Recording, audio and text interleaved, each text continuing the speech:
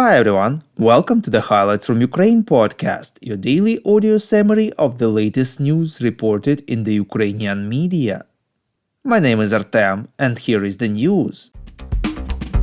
634 days less the Russian invasion of Ukraine. In his evening video address, President of Ukraine Volodymyr Zelenskyy announced that he has changed the commander of the medical forces of Ukraine.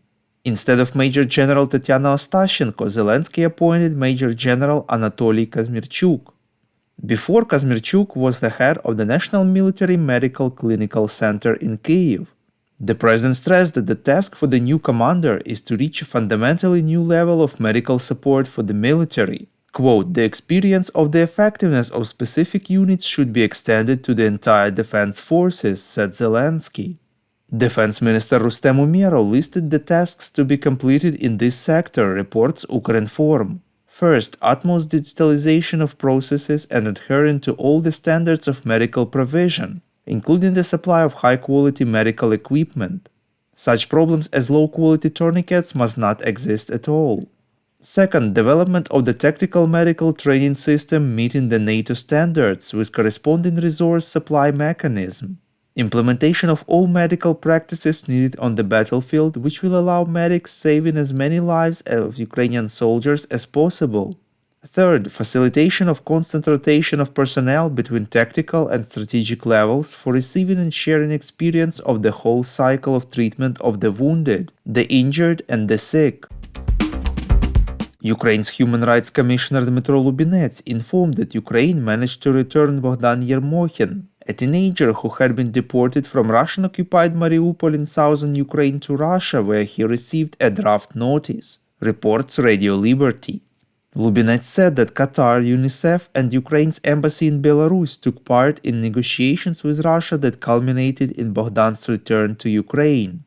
The president of Ukraine thanked the entire team working on the return of Ukrainian children, the office of the president, the ombudsman, and Ukraine's international partners, including UNICEF, but especially Qatar, for its effective mediation and assistance.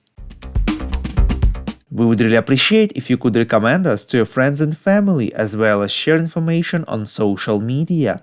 This way more people would learn about the highlights from Ukraine and truth about Russia's invasion. First Deputy Defense Minister of Ukraine, Lieutenant General Alexander Pavlyuk, informed that Ukrainian armed forces killed approximately 7,020 Russian soldiers and destroyed 86 Russian tanks and a warplane between 13 and 19th of November, reports Suspilne. Also, Ukrainian warriors destroyed 94 armored vehicles, 185 artillery systems, 17 multiple launch rocket systems, 8 air defense systems, 170 vehicles and 18 pieces of special equipment. Ukrainian Defense Forces also intercepted 3 Russian missiles and 123 drones and a warplane. Thank you for listening to the Highlights from Ukraine podcast. We are a commercial initiative of just 2 people and we need your help to grow. Share information about the podcast, rate us in the app, subscribe to our Patreon. With your support, we are getting better.